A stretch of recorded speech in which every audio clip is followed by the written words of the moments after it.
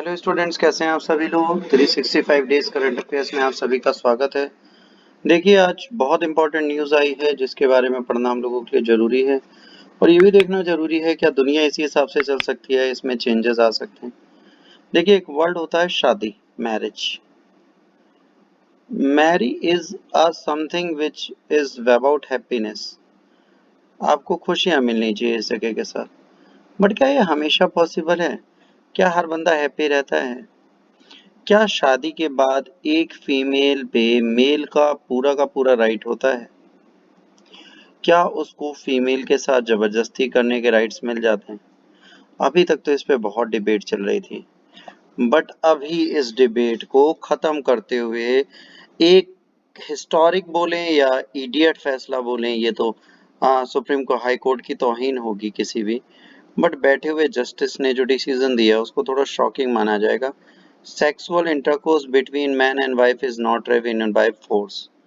इन्होंने कह दिया कि अगर जबरदस्ती भी होती है, फोर्सफुल सेक्स भी है,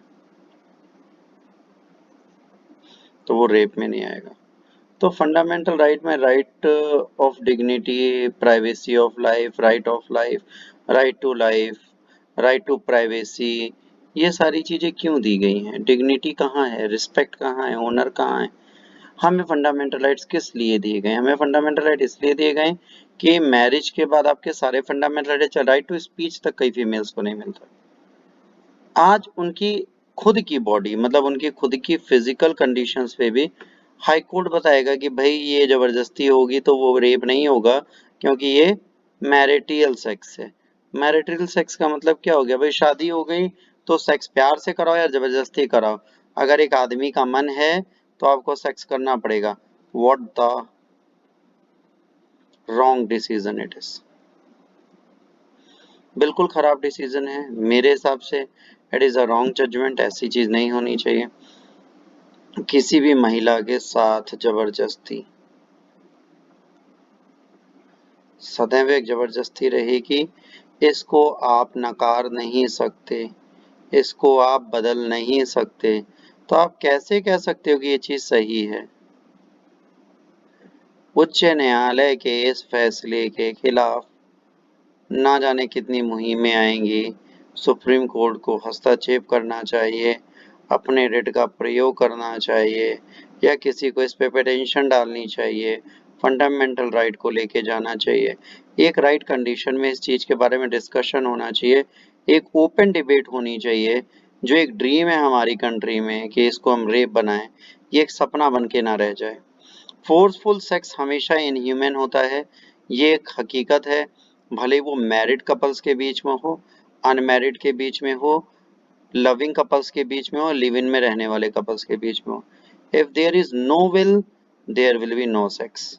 sex is not about sex, it's about pleasure, it's about comfort, it's about trust, it's about romance, it's about happiness, it's about lovely memories.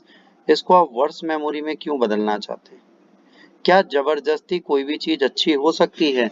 जबरदस्ती की गई चीज कभी भी सक्सेसफुल नहीं होती। इस चीज को समझना पड़ेगा, भले वो मेल हो या फीमेल हो। यहाँ पे सिर्फ मैं फीमेल की बात नहीं कर रहा, अगर मेल का भी मन नहीं है तो भी फीमेल को उसे सेक्स के लिए फोर्स नहीं करना चाहिए। ये सारी चीजें हमारे यहाँ फोर्सफुल सेक्स, भले वो मेल का हो या फीमेल का हो, दोनों ही गलत माने जाते हैं और इसको कहीं ना कहीं ह्यूमैनिटेरियन ग्राउंड पे रॉन्ग माना जाता है। तो इसको राइट कैसे बोल सकते हैं? हियरिंग हुई, केस हुआ, है ना। मैरिटल रेप जो है छत्तीसगढ़ हाई कोर्ट में गया। सेक्सुअल इंटरकोर्स का एक्ट मेल द्वारा था। Being under the 18 year of age is not the rape. In this case, complainant is legally wedded wife to applicant 1. Therefore, sexual intercourse or sexual act with her by applicant number 1 husband would not constitute an offense of rape if it was force or against her wish. अब आप सोचिए, इनकी इच्छा के बिना भी, although the man has discharged the offense of marital rape at the High Court, unheld charges framed against him under Section 377 unnatural sex of IPC. In a separate case, Mumbai Additional Session Judge has earlier observed the grievance of a woman who had accused her husband for forcing sexual intercourse with her against her wish does not stand on legal scrutiny. इससे पहले भी एक चीज हो चुकी है कि अगर आप शादीशुदा हो, इफ यू आर मैरिड और आपके साथ रेप होता है, मतलब फोर्सफुल सेक्स होता है, तो आपको कोर्ट तो छोड़ो, आप लीगल एक्शंस नहीं ले सकते। इसकी स्क्रूटनी नहीं की जाएगी, इसकी जांच नहीं की जाएगी। ये क्या है भाई? अगर रेप है तो वो रेप है, भले वो विलफुल हो या ना हो। अगर रेप है तो वो रेप है, अगर वो महिला शादीशुदा है तो भी, अगर वो शादीशुदा नहीं है तो भी, एक भी फीमेल मैरिड है तो भी अनविलफुल रेप ही माना जाएगा, और मैरिड है तो भी इसे रेप ही माना जाएगा। इसको आप डिनाई नहीं कर सकते। ये एक राइट सिचुएशन में आता है और इसको आप डिनाई नोट पे नहीं रख सकते। Can a wife say no to sex in marriage a nation divide.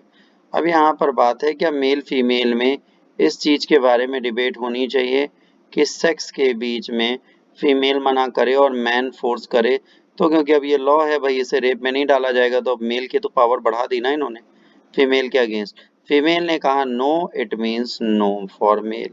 ना का मतलब ना ही होता है, इसको हाँ में बदलने की कोशिश तब तक नहीं करनी चाहिए जब तक सामने वाला नहीं चाहता। A clear no is always a no. इस चीज को लोगों को यहाँ समझना पड़ेगा। ये एक नेशन वाइड डिवाइड है, क्या ये हो सकता है कि नहीं? अगर एक बार नो हो गया तो नो हो गया। देखिए, आप इस चीज को भूल जाते हैं कि आप जिस बंदे के साथ सेक्स जबरदस्ती कर रहे हैं उसको मेंटली आप टॉर्चर कर रहे हैं। मेंटल टॉर्चर, फिजिकल टॉर्चर, ये दोनों चीज आप एक साथ दे रहे हैं। माइंड और बॉडी दोनों से खेलना कहीं ना कहीं नैतिक रूप से भी अपराध है, एक मॉरल वेज भी नहीं है, ये अनएथिकल माना जाता है। किसी की आंखों में आंसू सेक्स के लिए लाना गलत है। If she is not interested it means no. शादी का मतलब ये नहीं होता आपको उसके शरीर पे पूरा हक मिल गया कि जब मन करेगा तब उसके शरीर को आप जानवर की तरह नोचोगे। नहीं, इसकी परमिशन हमारी सरकार ने अगर दी भी है तो वो गलत है। ह्यूमैनिटेरियन ग्राउंड पे मैं इसके अगेंस्ट पहले भी था, आज भी और हमेशा रहूंगा। On humanitarian ground that is wrong, it means it is wrong. So we have to take care about these sort of idiotic things, because wrong is always a wrong that cannot be changed into a right way. Marital rape is a rape. Yes, of course, it should be a rape. It cannot be changed.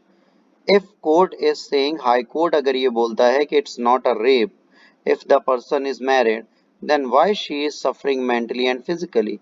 If there is any mental and physical suffer, then it should be considered as rape. अगर मानसिक और शारीरिक पीड़ा हो रही है और प्रताड़ना है तो उसको रेप मानना चाहिए, और इस डिसीजन के अगेंस्ट हमें खड़ा होना चाहिए। एक बहुत अच्छी बुक है, उसमें एक लाइन थी, criminalisation of a marital rape in India is a distant dream. सच में इसको एक सपना माना जाना चाहिए कि हमारे यहाँ शादी के बाद की जाने वाली जबरदस्ती को रेप नहीं बोला जाता, इट्स नॉट अ बलात्कार। बट मुझे एक चीज बताओ, व्हाट इज अ बलात्कार? मीन्स जबरदस्ती। अगर लेमैन की भाषा में पढ़े तो इसका मतलब है जबरदस्ती, जबरन किसी के साथ कुछ भी करना। तो ये सेक्स है या रेप?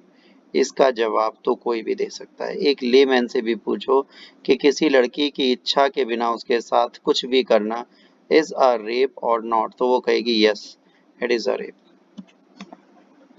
अब क्वेश्चन आता है, आप क्या सोचते हैं? आप मेल हैं, फीमेल हैं, कोई भी हैं, आपको बताना आपका क्या राय है। ये पाथ जो अभी हाई कोर्ट ने दिया वो सही है या गलत है? इसकी डिबेट आगे भी लेक्चरों में चलती रहेगी दोस्तों। एक आईएएस एस्पिरेंट की तरह आप लोग सोचें, आप मुझे बताएं ये सही है कि गलत है। मेरे हिसाब से ये सही नहीं। अगर आप इसको जितनी बार लाइक करेंगे उतना मैं मानूंगा कि मैंने कहा कि it should be considered as rape, और आप इसका साथ दें तो प्लीज लाइक करिए। अगर आपको लगता है कि हाई कोर्ट का फैसला बिल्कुल सही है तो इस डिसीजन को, मेरे लेक्चर को डिसलाइक करिए।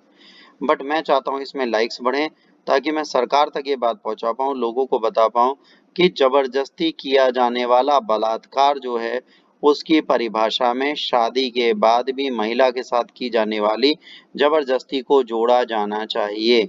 उसके बिना इसका डिसीजन नहीं हो सकता। इस पर आपके ओपिनियन की जरूरत है। आप लोग अपना ओपिनियन मुझे भेजें। आज इस लेक्चर में इतना ही। तब तक के लिए, अगले लेक्चर तक के लिए आप सबसे मैं विदा चाहूंगा।